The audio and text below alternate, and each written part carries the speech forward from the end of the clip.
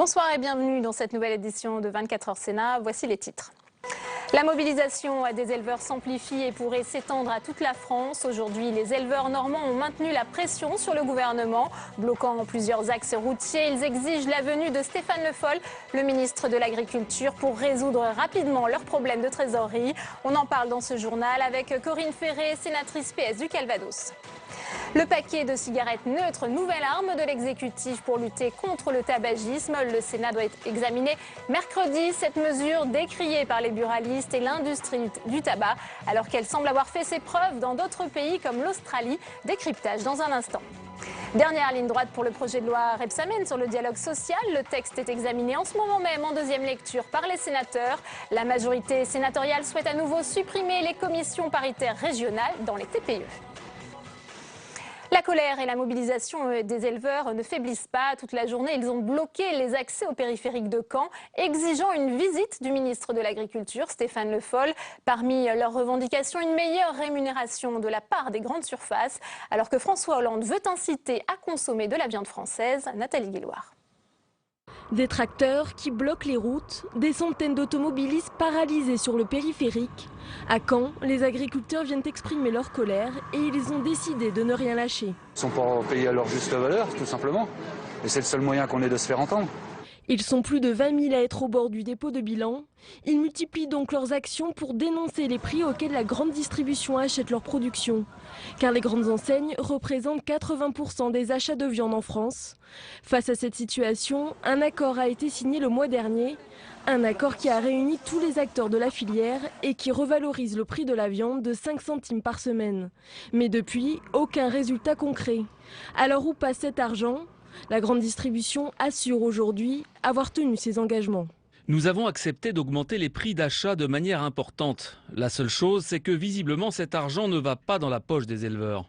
Les agriculteurs, eux, en appellent au gouvernement, mais le ministre l'a répété la semaine dernière, l'État ne peut pas tout faire. Le ministre peut agir, mais sur les négociations commerciales, il n'y a pas de moyen juridique pour un ministre de venir dire à des acteurs dans des négociations commerciales ce qu'il peut leur demander de faire, que chacun assume la part de responsabilité qui est la sienne.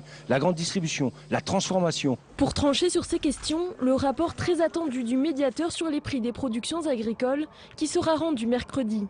Le ministre de l'Agriculture n'a pas voulu se rendre à Caen aujourd'hui, mais il souhaite recevoir les agriculteurs jeudi à Paris après l'examen de ce rapport. Une invitation qui n'a pas calmé les esprits. Les éleveurs ont rejeté cette proposition. Ils ont pour l'instant l'intention de poursuivre leur mouvement. Corinne Ferré nous a rejoint sur ce plateau. Bonsoir, sénatrice Bonsoir. Socialiste du Calvados. Merci d'être avec nous. Vous étiez à Caen il y a encore quelques heures. Quelle était la mobilisation? Quelle était l'ampleur de la mobilisation? Et avez-vous pu dialoguer avec les éleveurs cet après-midi? Bien, on a pu constater effectivement que les éleveurs sont particulièrement mobilisés autour de Caen, dans l'ensemble du Calvados, que ce soit à Lisieux, Verviers, voire même jusqu'au Mont-Saint-Michel en fin d'après-midi. La mobilisation est forte. Il est vrai que leur situation est extrêmement difficile, extrêmement, je dirais, pénible pour beaucoup d'entre eux. Grosses difficultés sociales, difficultés financières, difficultés de trésorerie sont réelles, sont là. Donc on peut comprendre qu'effectivement, bon nombre d'entre eux soient exaspérés, voire impatients aussi pour que l'on puisse apporter des réponses à une situation qui est extrêmement complexe, comme votre reportage a pu le montrer au travers des paroles du ministre. Oui, justement, le ministre, est-ce qu'il aurait dû se rendre sur place à la rencontre des éleveurs dans le Calvados qui souhaitent le rencontrer, qui ont exigé bien sa venue en préfecture pour aborder très vite cette question de trésorerie? Écoutez, comme cela a été rappelé, non seulement le ministre, mais le gouvernement et le président de la République lui-même se tiennent très régulièrement informés de la situation, travaillent à l'élaboration de solutions pérennes, de solutions qui peuvent apporter dans la durée une situation meilleure pour tous ces éleveurs, mais aussi il y a aussi la problématique des producteurs de lait. Sur la filière porcine, les choses sont un peu différentes, mais on voit que l'ensemble du secteur agricole est confronté à ces difficultés. Donc il n'aurait pas dû se rendre sur place, il les recevra jeudi, c'est la meilleure solution? Bien, le ministre Le Foll leur a fait la proposition effectivement de les rencontrer. Toutes celles et ceux qui souhaitent participer à cette délégation seront accueillis au ministère. parlementaires pour évoquer ensemble sereinement des solutions, des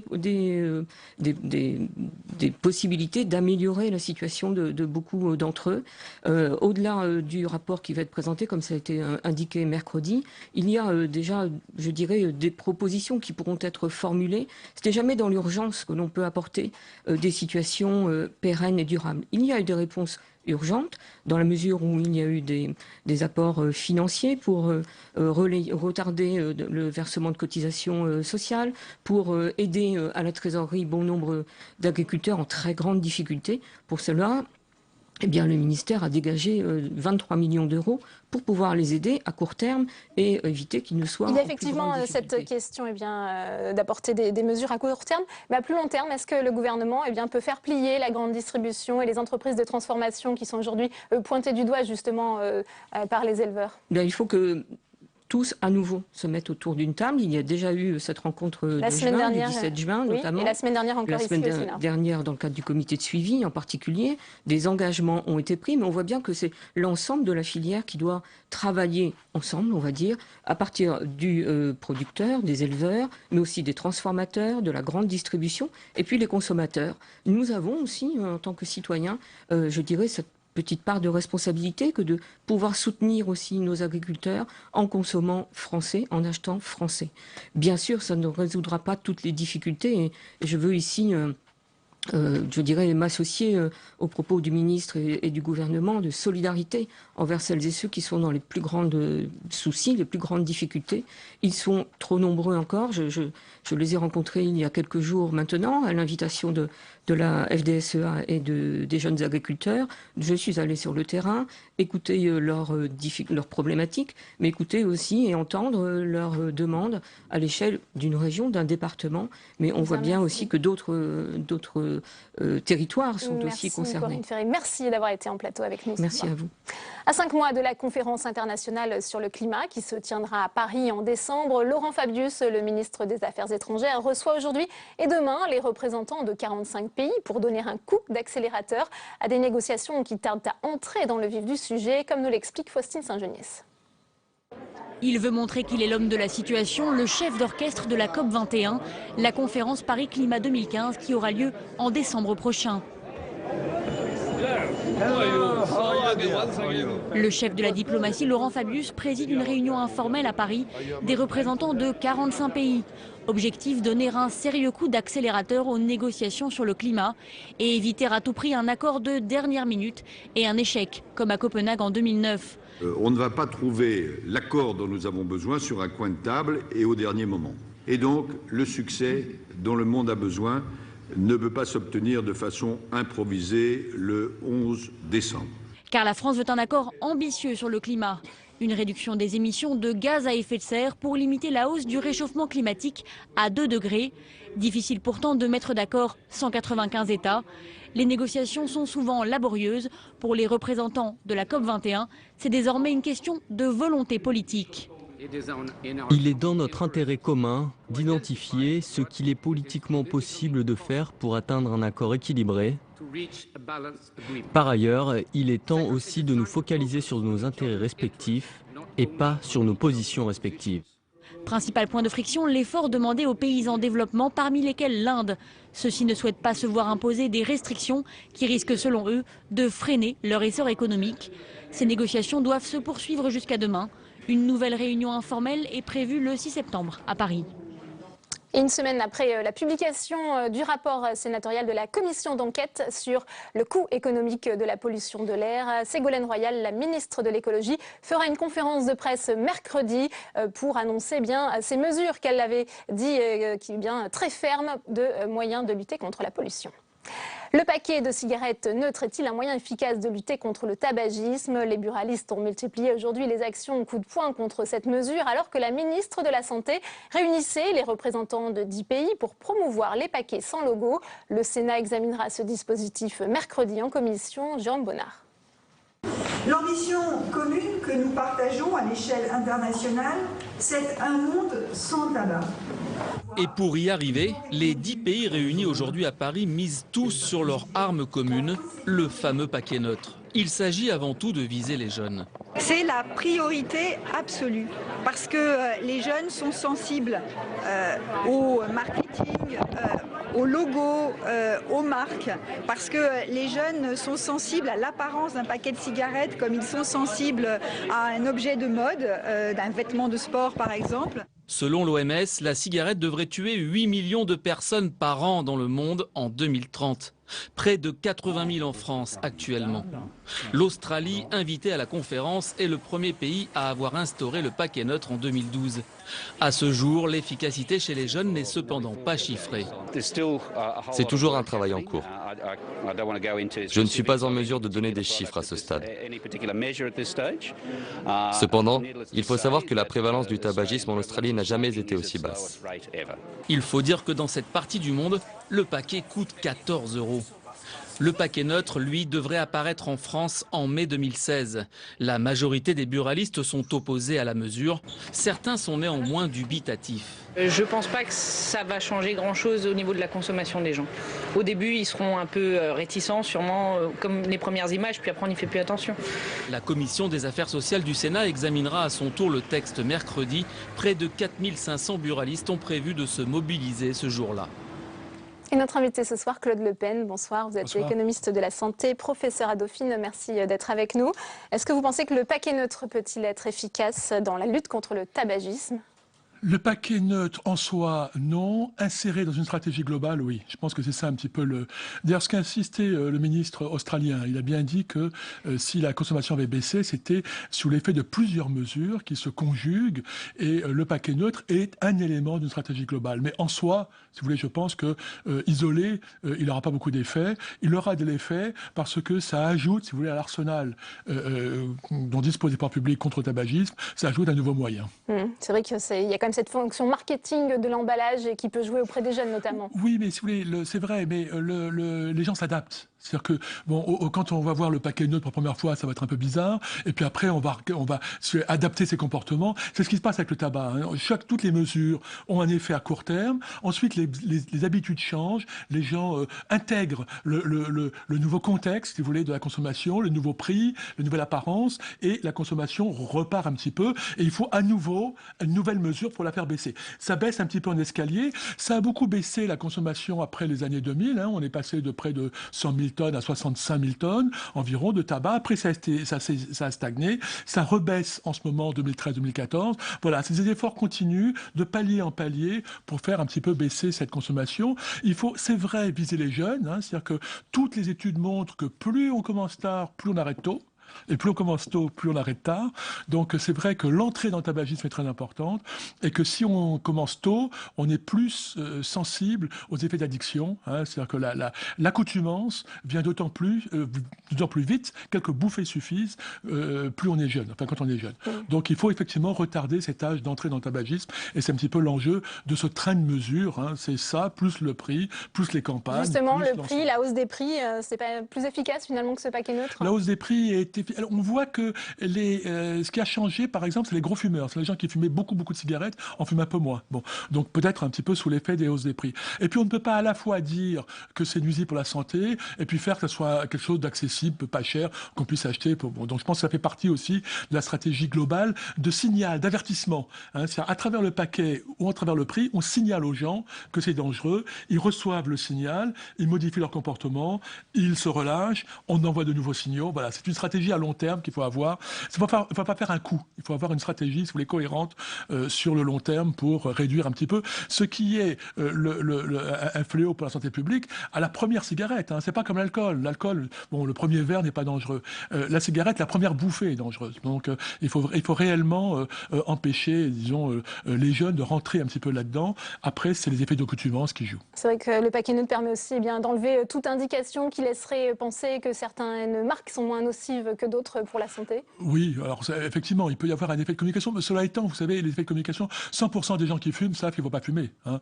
Donc c'est aussi d'autres facteurs. Il ne faut pas oublier qu'il y a un effet d'addiction, hein, c'est qu'on ne peut pas arrêter. On est réellement, il y a une accoutumance physique et psychologique au tabac, et donc il faut encore une fois jouer un petit peu sur tous les tableaux, la communication, mais aussi l'éducation, mais aussi l'économique, le prix, mais aussi l'environnement social, la pression sociale. Par exemple, on voit bien que je regarde souvent des vieilles émissions de Bernard Pivot à la télé, apostrophe, tout le monde fumait sur le plateau. Les gens fumaient sur le plateau. On voit plus ça. Bon, donc voilà, la pression sociale est aussi extrêmement importante pour changer un petit peu cette habitude. Jouer sur les incitations, jouer sur l'éducation, c'est un petit peu ça la stratégie. Eh bien, merci beaucoup Claude Le Pen d'avoir été notre invité ce soir. Le livret A va-t-il rester le placement préféré des Français? Son taux sera abaissé à 0,75% le 1er août contre 1% actuellement. Un nouveau plancher historique. Le ministère des Finances a suivi la recommandation de la Banque de France en raison de la faiblesse de l'inflation. Les banques grecques ont ouvert ce matin après 3 semaines de fermeture. Les restrictions et les contrôles de capitaux restent cependant en place avec un plafonnement des retraits d'argent liquide à 60 € par jour et une limitation drastique des paiements vers l'étranger. 24h Sénat, tout de suite le débat.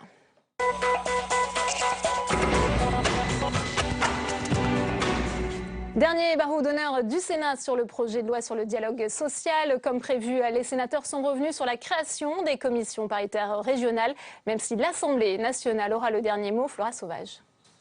C'est le point d'achoppement au Sénat. Dans son projet de loi sur le dialogue social, le gouvernement veut créer des commissions régionales paritaires. Objectif : permettre aux 4,6 millions de salariés des TPE d'être représentés. Il est très important que les employés soient représentés dans leur région. Et si on ne l'oblige pas dans un texte, si ce n'est pas inscrit, ça ne se fera pas automatiquement. C'est ainsi. Ces commissions régionales paritaires auront un rôle de médiation et un droit d'accès aux locaux de l'entreprise. Un point qui ne passe pas au Sénat. La majorité sénatoriale y voit une ingérence des syndicats dans les toutes petites entreprises. Il y a de nombreux chefs d'entreprise pour qui le dialogue social, il se fait au quotidien. Dans une entreprise de 2, 3, 4 salariés, moi je peux vous dire que j'en connais bon nombre dans Lyon qui en réalité s'occupent des histoires de logement, des histoires administratives, qui font le maximum pour aider leurs salariés. Il ne s'agit pas d'être contraignant, comme là le projet de loi l'entend. Donc c'est pour ça qu'au Sénat, la Commission des affaires sociales a supprimé cet article 1er. Cet après-midi, le Sénat a fait disparaître du texte ces commissions régionales paritaires, une disposition déjà supprimée en première lecture, un barreau d'honneur pour les sénateurs, car c'est l'Assemblée nationale qui aura le dernier mot. Et on ouvre le débat de ce 24h Sénat avec nos invités ce soir sur ce plateau. Marie-Lise Léon, bonsoir. Vous êtes secrétaire nationale de la CFDT. Merci d'être avec nous. J'accueille également Antoine Fouché. Bonsoir. Vous êtes directeur général adjoint au MEDEF en charge des questions sociales. Merci d'être avec nous. Jean-Pierre Crouzet, président de l'UPA, est également avec nous sur ce plateau. Bonsoir à tous les trois. Alors le texte arrive à sa fin. Il devrait être voté d'ici la fin de la session extraordinaire du Parlement. Marie-Lise Léon, que retenez-vous de cette réforme du dialogue social? A-t-elle atteint ses objectifs initiaux? Alors pour la CFDT, il y avait un certain nombre d'objectifs, 3 objectifs. D'une part, que tous les salariés aient droit à une représentation, simplifier et améliorer l'efficacité du dialogue et puis reconnaître les parcours syndicaux. Donc les objectifs sont partiellement atteints pour la CFDT. Oui. Qu'en est-il du MEDEF? On dit que ce texte ne satisfait pas du tout le patronat, Antoine Fouché. Oui, nous considérons que c'est une occasion manquée parce que autant dans la négociation, nous avions essayé d'aller assez loin avec un texte très ambitieux qui refondait le dialogue social sur une logique de confiance en simplifiant drastiquement le mode d'organisation et en donnant plus d'informations aux organisations syndicales. Autant là, on est dans l'aménagement, dans le rafistolage un petit peu. Il y a des simplifications, il y a aussi des complexifications. Donc pour nous, le sujet n'est pas clos et il faudra le remettre sur le métier dans les mois ou les années qui viennent. Jean-Pierre Crouzet, effectivement, sur cette question de la simplification des règles, est-ce que finalement le projet de loi Rebsamen crée un nouveau millefeuille social? Écoutez, on va attendre la dernière décision des députés pour voir ce qu'il en est. Vous savez que nous sommes attachés au dialogue social, que nous le pratiquons à travers les commissions paritaires. C'est ce que nous avons toujours soutenu pour nous, cette importance de discussion, sans pour autant faire de l'ingérence dans les entreprises. C'est un point sur lequel nous sommes très attachés. Dialogue, oui. Ingérence, non. Ingérence, c'est-à-dire avec ces fameuses commissions paritaires régionales supprimées par le Sénat? Ces fameuses commissions paritaires, nous les avons. Nous savons ce qu'elles peuvent apporter, ce qu'elles ont apporté, comment elles fonctionnent. Par contre, nous nous opposons totalement à l'ingérence dans les entreprises à travers ces commissions. Est-ce qu'il y a une ingérence dans les entreprises à travers ces commissions? Absolument pas. Non, absolument pas. D'ailleurs, on est en désaccord avec l'UPA sur ce point. Les représentants du personnel pour les salariés des très petites entreprises vont d'abord se réunir en commission. Ils auront la possibilité de rencontrer les salariés avec l'autorisation des employeurs. Donc, à partir du moment où on considère que rencontrer les salariés, c'est faire de l'ingérence, je pense que c'est une mauvaise base pour le dialogue social. Antoine Fouché, sur... Non, sur ce sujet, autant dans la négociation, là encore, on avait pu considérer que, à certaines conditions, si les commissions territoriales étaient là pour rendre du service aux employeurs et aux salariés, apporter du conseil, apporter des informations, c'était intéressant qu'il y ait quelque chose comme cette base de données de services et de conseils pour les TPE, parce qu'il n'y a pas de raison que les salariés et les chefs d'entreprise soient privés de ce service. Autant là, on est très loin de la logique de l'accord, puisque, je rejoins Jean-Pierre Crouzet sur ce point, on est dans une logique d'ingérence, puisque les salariés, les représentants pourront rentrer dans les entreprises, et le garde-fou qui a été mis avec l'autorisation express de l'employeur, on sait très bien que la jurisprudence pourra peu à peu le détricoter, et donc on a mis le doigt dans l'engrenage, et nous considérons dès lors que ce texte, sur ce point-là, est très mauvais. Ouais. Quand vous voyez finalement ce texte tel qu'il est en cours d'examen par le Parlement, ça ne vous fait pas regretter finalement les négociations qui ont échoué? Ça aurait peut-être été mieux si patronat et syndicats avaient pu se mettre d'accord sur ce texte.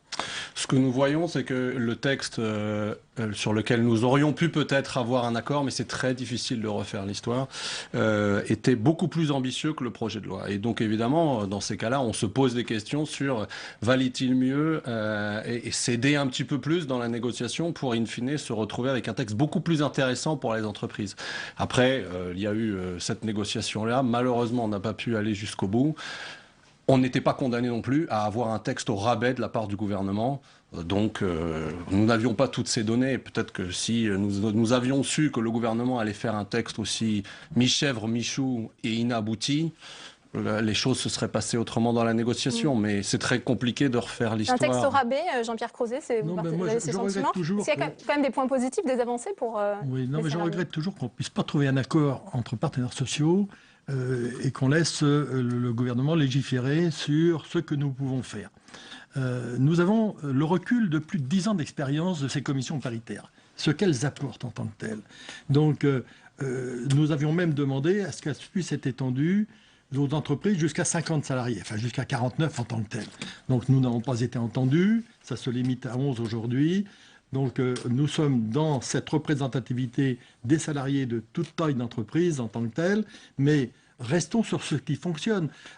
Alors qu'on a toujours, malheureusement par principe, lorsque le gouvernement légifère, d'apporter du plus qui est nuisible à l'intérêt que l'on recherche. Donc c'est pour cette raison que nous ne pouvons pas être d'accord.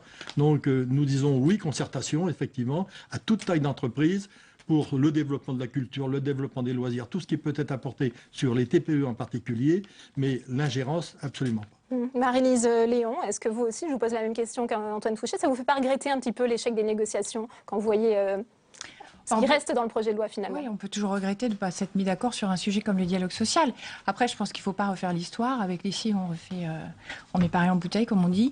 On a eu un moment où on aurait pu se mettre d'accord. Je pense que les divergences étaient extrêmement fortes. On a réussi à converger sur un certain nombre de points.